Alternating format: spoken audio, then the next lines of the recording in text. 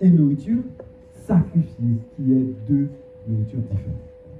Quand je parle des nourritures des sacrifices, donc parle dans Lévitique chapitre 7. C'est pas vraiment une prédication, c'est plus un enseignement. Pour cela, si vous pouvez prendre des notes, prenez des notes, je parlerai pas mal de choses. Dans le livre de Lévitique chapitre 7, il faut savoir qu'on nous parle à peu près de 4 sacrifices. J'ai dit combien de sacrifices? 4 sacrifices. On parle des sacrifices de culpabilité, de l'Holocauste. D'accord? La troisième, l'Holocauste, culpabilité. Et il y a un troisième, vous avez les sacrifices d'action de grâce. Amen. Vous avez les sacrifices d'action de grâce. Et la quatrième, vous le direz peut-être maintenant. Pourquoi on parle de ces types de sacrifices? Déjà, dans les textes, la parole de Dieu nous dit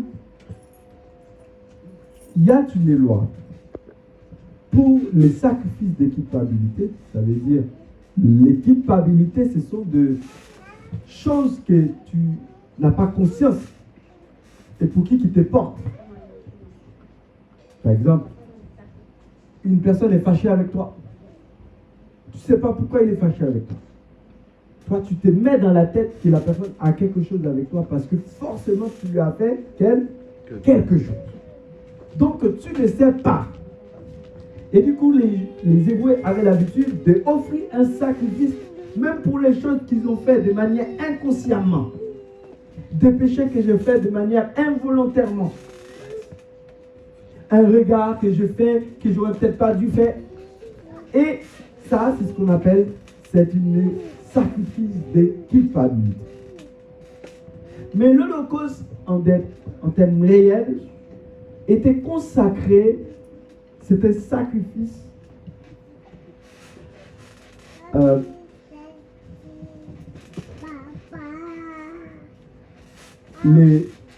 l'Holocauste en elle-même, c'était un sacrifice qui était ordonné pour le pardon des péchés. Ce sont des péchés que j'ai faits, laquelle je suis conscient que j'ai fait. Amen. Ce sont des péchés que j'ai faits de manière consciemment. Ce sont des péchés que j'ai faits de manière consciemment. Et ces péchés-là, je vais offrir un sacrifice pour cela. Amen. Et c'est pour cela, dans ce sacrifice, l'importance de brûler les aliments, comment dire, c'était une partie de cet holocauste entièrement, était décisif. Et vous avez aussi les sacrifices d'action de grâce, lui-même qui vient maintenant engendrer un autre panier de choses, parce que l'action de grâce, c'était un peu tout. On pouvait faire des fleurs de farine, on pouvait faire des produits qu'on amenait, des produits mangeables bien sûr, devant dans la maison de l'Éternel, et qu'on ne va pas brûler. Cette nourriture-là, ce sont des produits qu'on va manger. Amen. Parce qu'on parle de nourriture sacrifice. Alors, ces produits-là, c'est les prêtres qui vont le manger à l'intérieur de la maison de Dieu. Et comment ça marche? C'est ça. Ils doivent élever cet aliment après puissant devant l'Éternel. Mais quand il s'agit pour les viandes, c'était une autre démarche. D'après ce que le texte nous dit, pour ne pas résumer texte par texte, d'après ce que le texte précise, c'est que quand il s'agit de viande, il y avait des éléments à mettre au feu. Il y en a d'autres qui n'étaient pas à mettre au feu. Je reprends. Il y avait des éléments à mettre au feu. Il y en a d'autres à ne pas mettre au feu. Est-ce que je vous ai dit en lisant, retenez deux mots.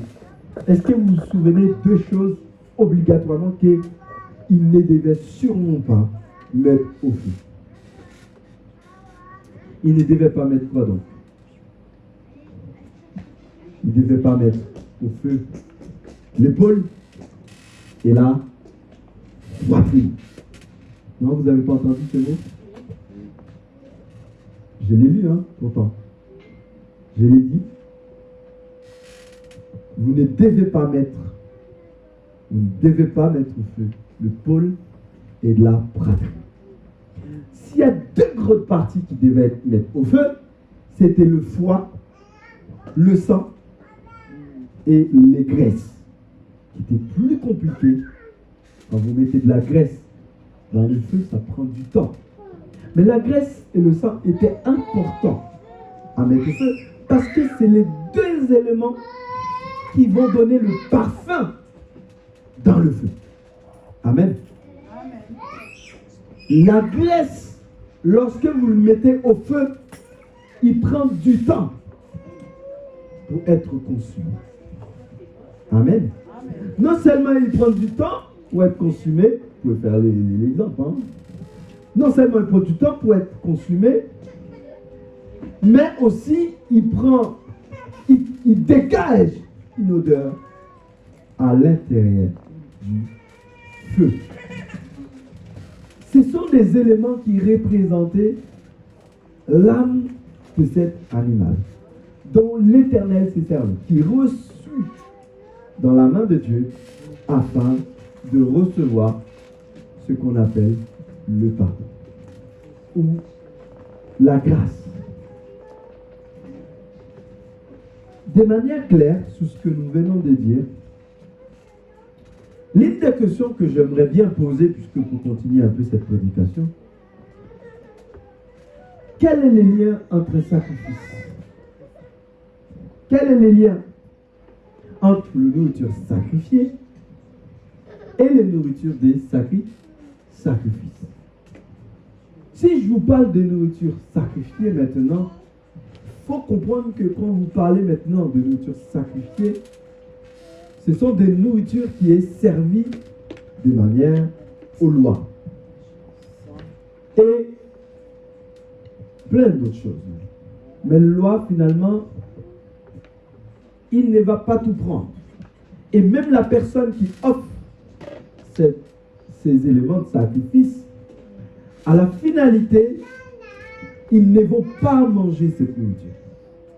Et le plus souvent, ce qu'ils ont fait, ils vont vendre ces nourritures. Amen. Ils vont le vendre. Et ça va que les Romains, surtout les Juifs qui vivaient là-bas aussi, avaient l'habitude de suivre cette culture. Cette culture qui, justement, qui avait pour objectif, justement, de les... comment je pourrais dire ça? Ils achetaient au marché ces nourritures sacrifiées. Pour eux, ce n'était pas un problème. Ils les achetaient au marché. Et comme ils les achètent, ils avaient la conscience que c'était des nourritures sacrifiées. Et on les mangeait. Quand il revient maintenant à Jésus, c'est une question qu'on se pose maintenant. Quel est le lien entre les nourritures sacrifiées et celles qu'on sacrifie? A-t-on le droit de manger une nourriture sacrifiée, mes bien-aimés? Manger une nourriture sacrifiée, est-ce que cela veut dire que tu fais partie des cultes des personnes qui ont offert cette sacrifice? Les personnes qui ont fait cette sacrifice, est-ce que d'une part, vous n'êtes pas entrés dans ce culte de sacrifice? On va essayer d'y répondre. Mais juste avant de continuer, on sait que l'apôtre Paul, l'Éternel, nous dit dans Nombre chapitre 18, verset 11. Nombre chapitre 18, verset 11. On continue. On ne veut pas essayer de vous garder plus. Il y en a?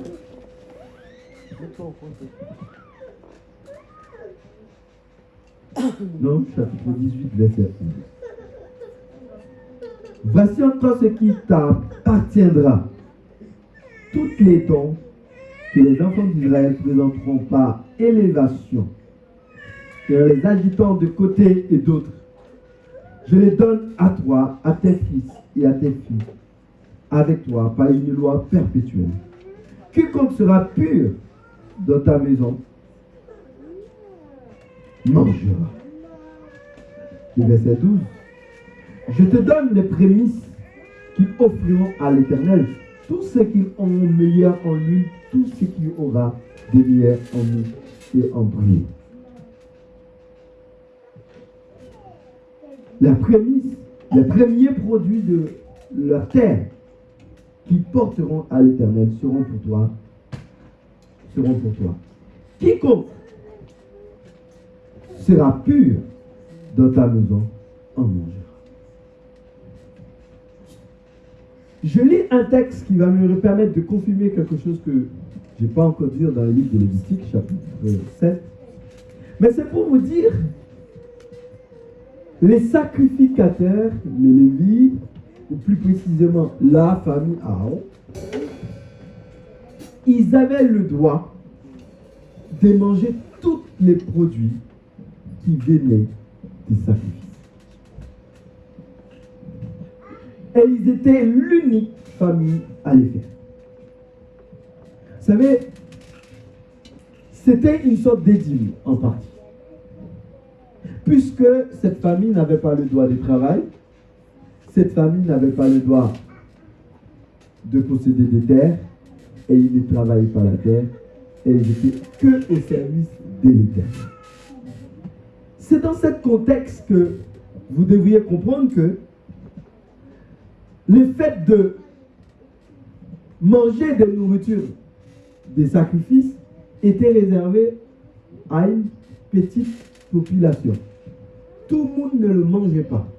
Pourquoi? Parce que l'Éternel disait, ce sont des nourritures qu'on appelle des nourritures saintes. Les nourritures des sacrifices à l'Éternel, ce sont des nourritures comment? Des nourritures saintes. Puisqu'ils étaient saints, la famille Aaron avait le droit de manger à qu'une seule condition, qu'ils soient purs. À qu'une condition qu'ils portent pas d'impureté sur eux. À condition qu'ils ne portent pas d'impureté sur eux. Car à la minute près qu'ils étaient impurs, ils n'étaient pas en mesure, non seulement d'offrir les sacrifices, mais ils n'étaient pas en mesure de manger les sacrifices qui étaient consumés par le feu devant l'Éternel. L'Éternel les a dit, c'est une loi. Tout ce qui était consumé par le feu était à l'Éternel et les autres étaient à vous. Mais pourquoi cela? Mais pourquoi? Parce que l'Éternel sait particulièrement que les sacrificateurs devraient intégrer les sacrifices à l'intérieur d'eux, puisqu'ils faisaient partie de la cérémonie. L'Éternel ne pouvait pas manger sans offrir avec les serviteurs qui lui servaient. Donc lorsque les sacrifices étaient en train d'offrir, les sacrificateurs faisaient partie des convives. Amen. Ils faisaient partie des convives. Ils faisaient partie de ceux qui mangeaient. Donc, puisqu'ils faisaient partie de ceux qui mangeaient, on a compris que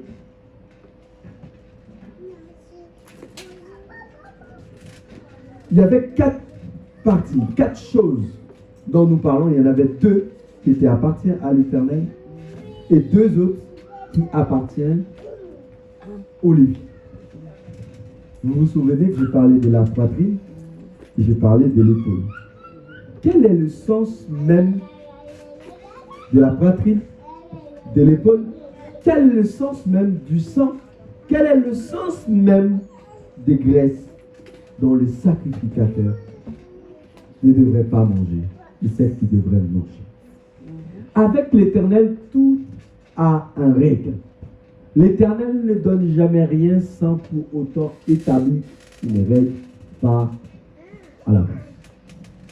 Les nourritures des sacrifices, ce sont des nourritures qui ont été considérées, ce sont des nourritures spirituelles. Je répète, les nourritures des sacrifices, ce sont des nourritures qu'on considère qui étaient des nourritures spirituelles. Amen. Ils étaient des nourritures spirituelles, ils avaient les mêmes importances que la manne. Ils avaient les mêmes importances que les nourritures de pain sans levain. Ils avaient les mêmes importances, même beaucoup plus grandes, puisque c'était des nourritures saintes.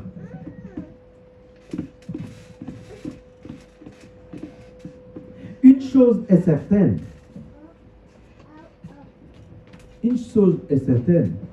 Quand je parlais de 3 sacrifices, culpabilité, l'Holocauste, il y en avait 4, et la dernière, c'était les offrandes. La dernière, les offrandes. Que ce soit les offrandes, ou que ce soit l'action des grâces, tous étaient des sacrifices. Amen. Vous avez les offrandes, vous avez les actions des grâces, vous avez l'Holocauste, et la dernière, c'était quoi? Le sacrifice de culpabilité. Je reprends. Sacrifice de culpabilité, les offrandes, l'action des grâces, et la dernière, l'Holocauste. Même si on le prend à l'envers, on est censé comprendre au moins l'essence des sacrifices qui avaient l'habitude d'être offerts et qui étaient mangeables. Amen. Il faut le comprendre cela. Parce qu'après qu'on va entrer dans le monde réel, vous aurez du mal à les comprendre. Et tout à l'heure, dans mon introduction, je vous ai dit, tout a un sens, tout a été imprégné dans la Bible. Je ne sais pas quand je parlais ça dans la semaine, on voyait que les cheveux que vous mettez dans votre tête là, mesdames, on appelle des greffes, des allonges, je ne sais pas comment vous les appelez ça. Certaines d'entre eux, pas tous, je ne connais pas leur origine, certaines venaient des sacrifices. Certaines venaient de l'Inde où avant, ces cheveux-là, on les coupait pour retirer des démons. Ce qui est important.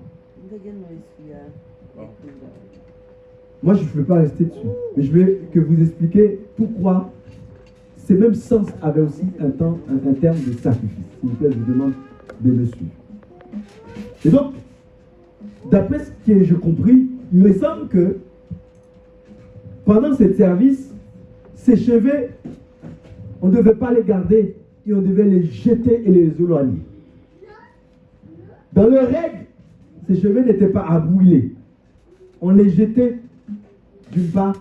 C'est comme dans la Bible, on disait, on envoie Azazel dans les déserts pour qu'il fuit. Ça veut dire que quelqu'un puisse les récupérer, quelqu'un puisse reprendre la malédiction.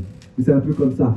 On jette ces cheveux dans la nature pour que quelqu'un d'autre les récupère avec tous les démons dedans. Parce que les démons, il attendra toujours quelqu'un le récupère. Et il en aura. Et malheureusement pour toi, tu mets tout style de greffe dans ta tête.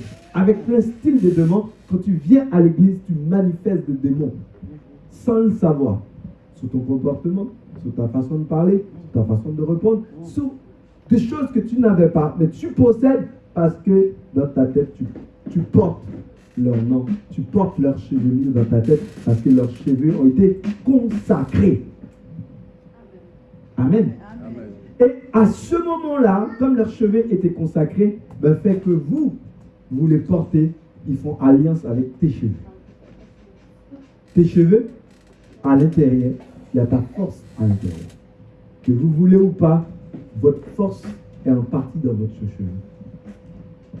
C'est là que tout se passe. La moindre petite cheveu que vous retirez dans la tête de quelqu'un, il les sentira. Oui ou non? Oui. Prenez un fil de cheveux, tirez-le. Tu diras, c'est rien. Si on retire un brin de cheveux de la tête de n'importe qui, d'accord, il ne sera pas chauve pour autant. Il ne sera pas défiguré pour autant. Mais quand il les retirera, il le sentira. Mais il les sentit comment? Ça fait une force qui sort. Vous n'avez pas l'impression? Comme si on t'a retiré une force. À l'instant même, tu te sens faible. Bien qu'après tu reprends ta force, mais à l'instant même, c'est aussi ta force. Dans quel sens? On dit cela pour faire comprendre avec, en tant qu'enfant de Dieu, servant, serviteur de Dieu, le même sens de ce sacrifice vient de la même processus de viande aussi. C'est la même chose pour la viande.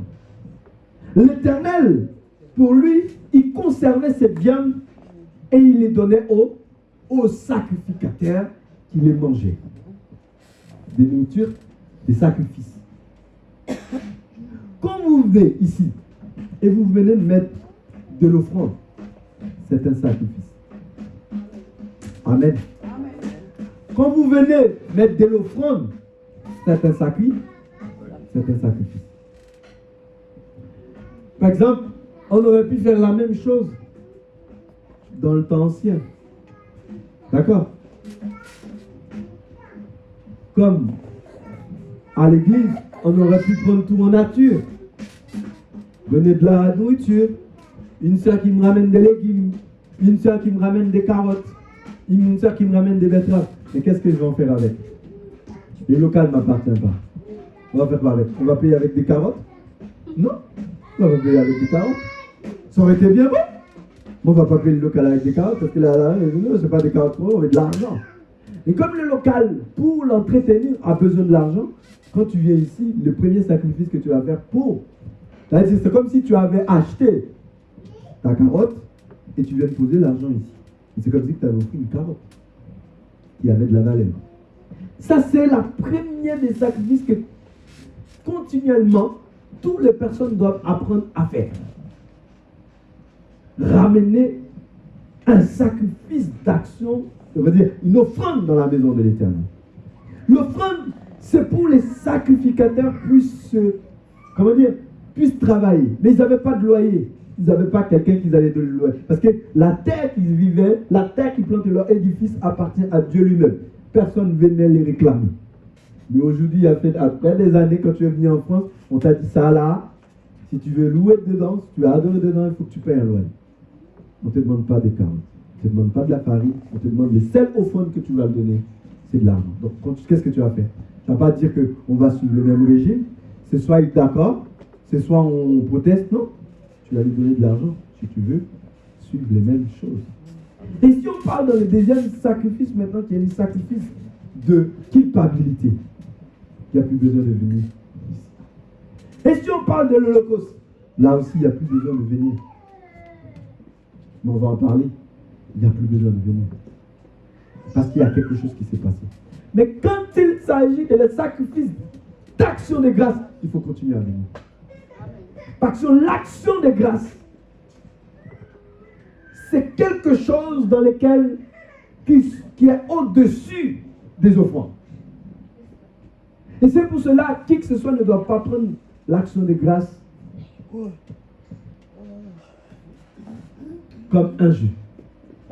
Ce sont des choses qui doivent servir à la maison de l'Éternel.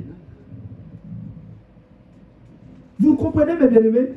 Ça veut dire même au niveau des nourritures, l'Éternel avait dit avec les fils. J'aimerais que vous compreniez bien ce que je veux dire. Même les nourritures, la viande, la poitrine, l'Éternel dit ça ne m'appartient pas, ça appartient aux fils d'Aaron. Donc ça veut dire de la même manière, lorsque l'argent rentre dans l'église, ça appartient à l'église. Si l'église est pauvre, c'est parce que vous n'en donnez pas. Si l'église est vide, c'est parce que vous n'en donnez pas. Vous n'en prenez pas soin. Parce que beaucoup d'entre eux disent, oui, le Seigneur va faire. Ce n'est pas le Seigneur, c'est toi que l'Éternel a chargé pour faire. L'église est pauvre, c'est parce qu'on ne donne pas. Dites que le pasteur est riche. Le pasteur entraîne riche sur votre dos. C'est normal. Vous vous dites cela. Mais c'est parce que vous n'avez pas les yeux spirituels pour le voir. Parce qu'il y a certaines choses qui se passent, l'Éternel te montre qu'est-ce qui se passe à l'intérieur de l'église. Amen. Amen. Amen. Donc quand on parle de ce type de sacrifice, les Lévites avaient le droit de manger.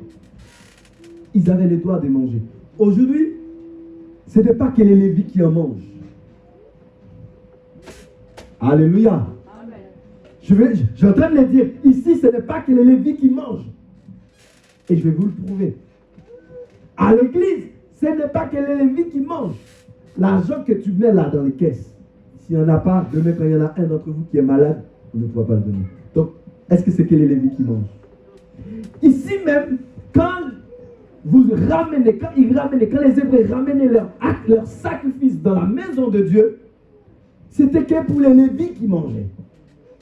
Et ils n'avaient pas le droit d'en donner, que ce soit poitrine ou épaule à qui que ce soit. Ils devaient en manger tout seuls, dans les temps de l'assignation, dans la maison de Dieu. Et beaucoup d'entre vous, vous y arrivez dans un temps d'assignation, vous voyez les quantités de nourriture qu'il y a, et là tu as un seul bélier que tu as, tu es incapable de manger la moitié du temps.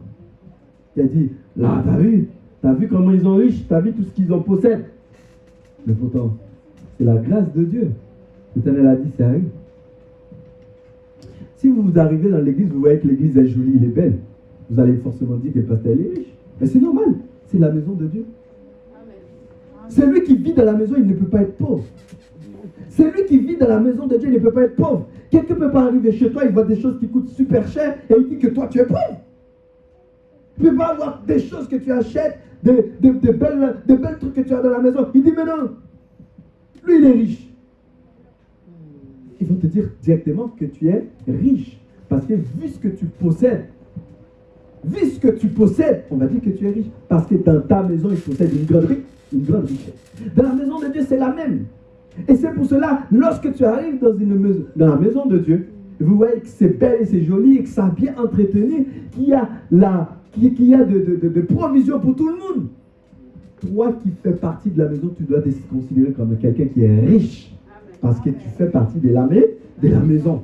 Si tu n'étais pas dans la maison, là oui, tu aurais pu te considérer comme un pauvre parce qu'on ne te donnait rien quand tu demanderas. Amen. Donc tu fais partie de ceux qui mangent aujourd'hui les produits de l'Éternel ce matin. Amen. Je vais maintenant dans 1 Corinthiens chapitre 8 à partir du verset 1er. J'aimerais que nous suivions maintenant les différences de ces textes parce que je veux vraiment conclure avec. 1 Corinthiens chapitre 8 à partir du verset 1er. Tout ce qui sera... Non, on n'est pas là. Verset 1er. Tout ce qui concerne les viandes sacrifiées aux idoles. Amen. Pour ce qui concerne, vous voyez, on parlait des sacrifices, et là on parle des sacrifiés. Pour ce qui concerne les viandes sacrifiées aux idoles, nous savons que nous avons tous la connaissance, et la connaissance enflée, mais l'amour édifié. Si quelqu'un croit savoir quelque chose, il n'a pas encore connu comme il faut connaître. Mais si quelqu'un aime Dieu, celui-là est connu de lui. Pour ce qui est donc de manger des viandes sacrifiées aux idoles, nous savons qu'il n'y a point d'idole dans le monde et qu'il n'y a qu'un seul Dieu. Je vais m'arrêter au verset 5. L'apôtre Paul fait une très belle pointée sur ce texte en disant qu'il n'y a pas d'idole dans ce monde. Si vous croyez qu'il y a idole dans ce monde, il y a idole. Si vous croyez qu'il n'y a pas idole dans ce monde, il n'y a pas d'idole dans ce monde. C'est une question d'état d'esprit. Amen. Si vous croyez qu'il y a un Dieu au-dessus de ton Dieu, c'est qu'il y a un Dieu au-dessus de toi. Amen. L'apôtre Paul dit, il n'y a pas d'idole. Un vêtement n'est pas une idole.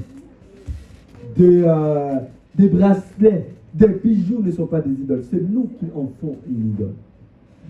Amen. Verset 5.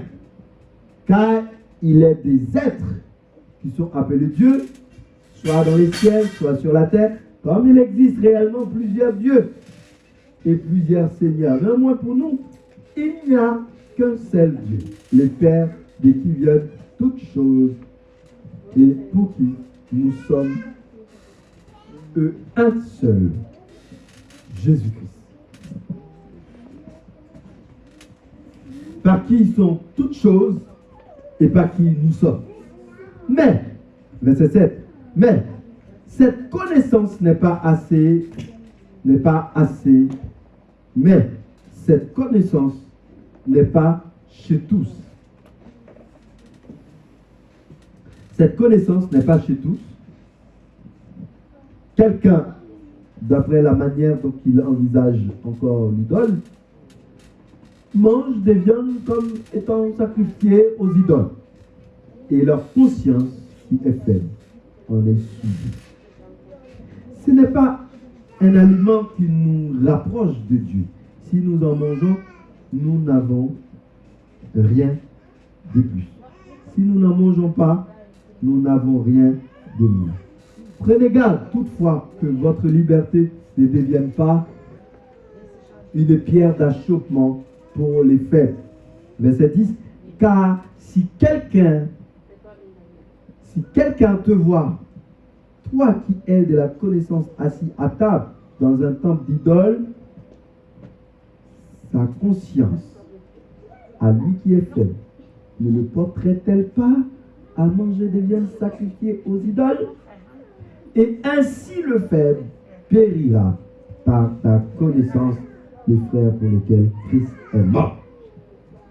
En péchant de la sorte contre les frères et en blessant les consciences faibles, vous péchez contre Christ. C'est pourquoi si un aliment scandalise mon frère, je ne le mangerai jamais des viandes afin de ne pas scandaliser mon frère.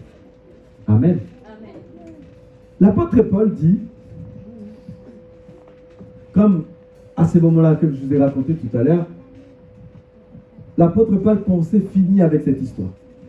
Une histoire dans laquelle les peuples ont été convertis. Pour eux, après conversion, on ne peut plus se poser des questions sur des nourritures sacrifiées. Non. Parce que ils avaient l'habitude, comme je vous dis, aller au marché acheter ces nourritures sacrifiées. Pourquoi ils achètent des nourritures sacrifiées? Je vais vous dire, ce sont souvent des nourritures de bon marché. On est d'accord? Qui n'aimerait pas acheter des nourritures bon marché? Mais si vous connaissez la provenance, l'apôtre Paul dit il est important de réfléchir avant de l'utilisation. De réfléchir avant de l'utilisation. Non, c'est interdit, mais d'y réfléchir avant d'utiliser. Pour ne pas scandaliser. Parce qu'il y a des personnes qui n'auront pas forcément le même point de vue que toi. Et puisqu'ils n'ont pas le même point de vue que toi, attends-toi à ce que leur reproche ne soit pas un échec pour ta foi. Amen. Car dans ce texte, l'apôtre Paul dit que parfois on peut se croire être intelligent et pourtant on est juste égoïste. On se croit être fort, mais pourtant on est super faible. Pourquoi? Parce qu'on pense que en attendant un peu, en essayant de montrer aux gens notre connaissance, notre savoir, notre ci, notre ça, on pense les convaincre. Pourtant non. Pourtant non. La parole de Dieu nous dit que c'est lui qui a de la connaissance, c'est celui qui aime Dieu et qui suit la parole de Dieu. Celui qui a la connaissance, ce n'est pas celui qui est enflé, mais celui qui est capable d'édifier.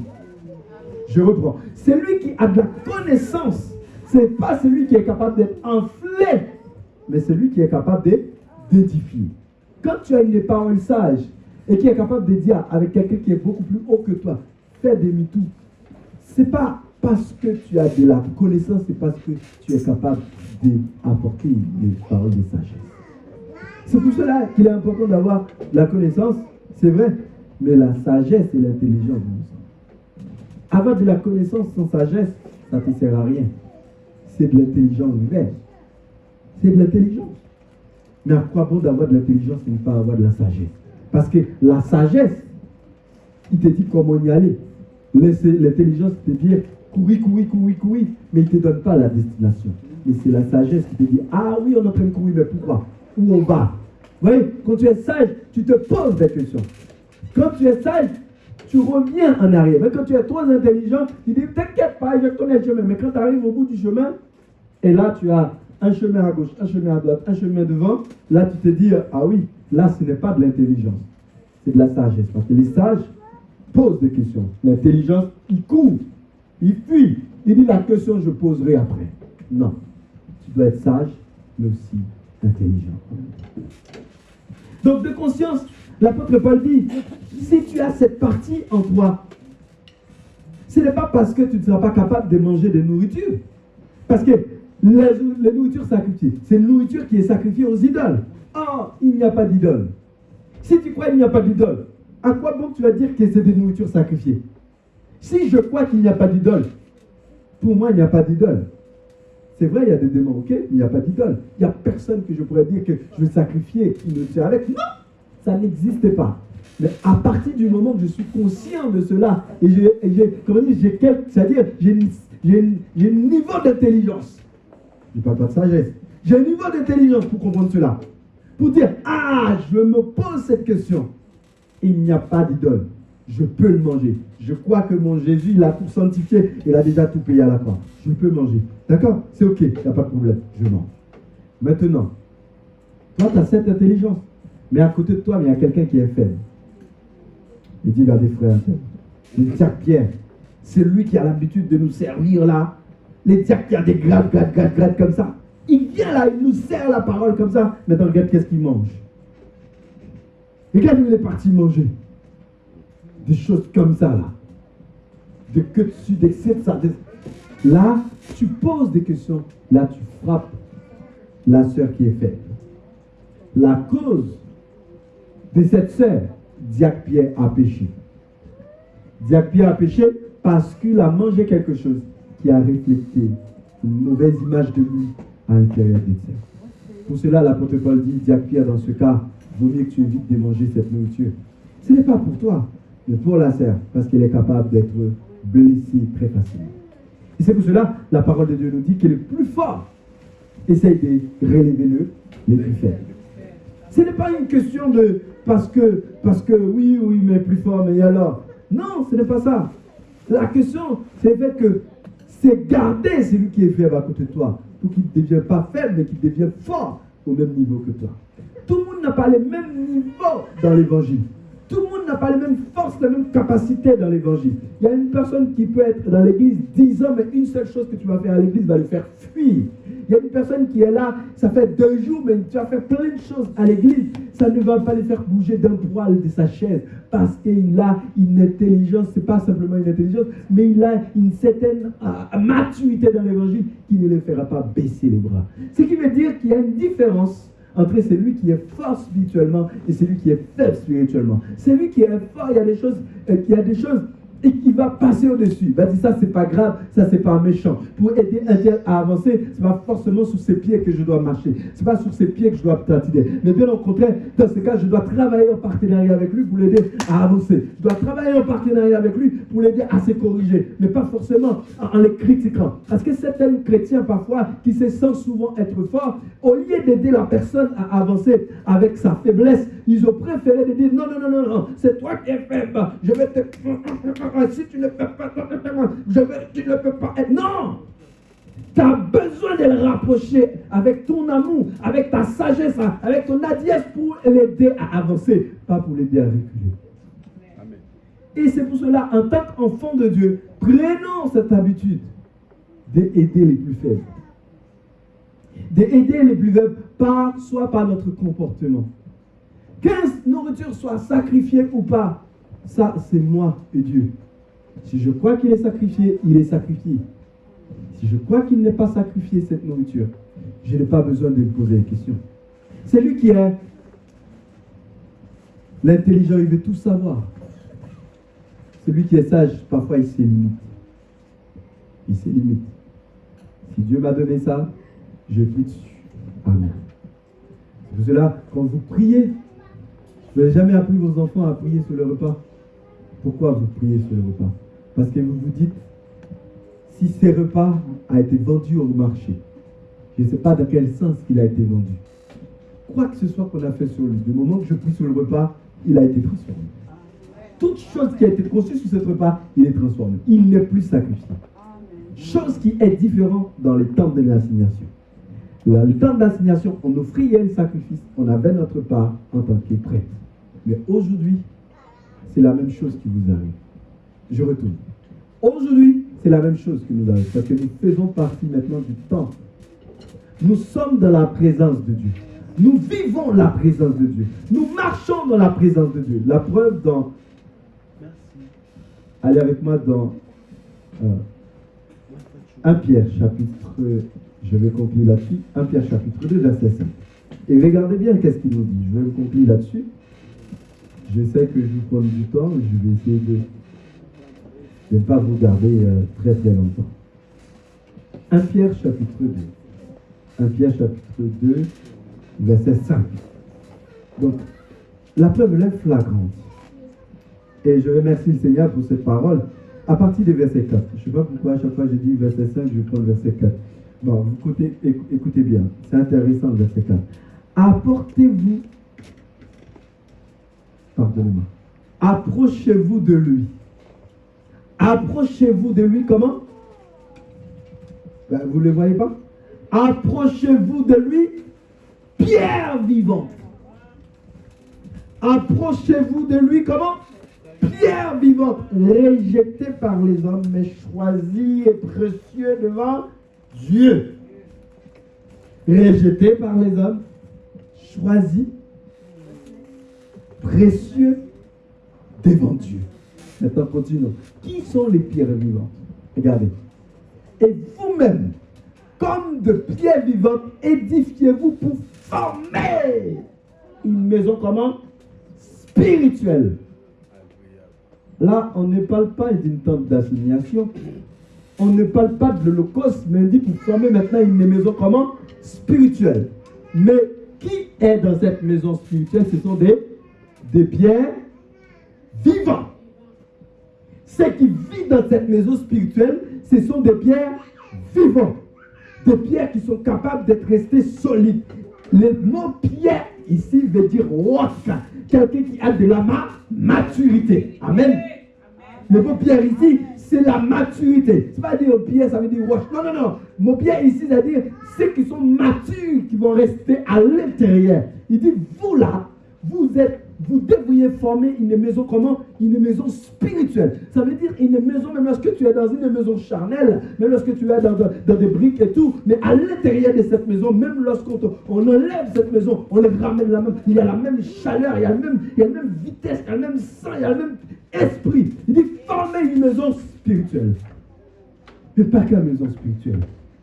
Mais à l'intérieur de cette maison, qu'est-ce qu'il y a? Il y a une sacerdoce. Mais je l'ai lu, hein. Vous ne l'avez pas lu? Une sacerdoce comment? Une sacerdoce comment? Une sacerdoce sainte, écrit.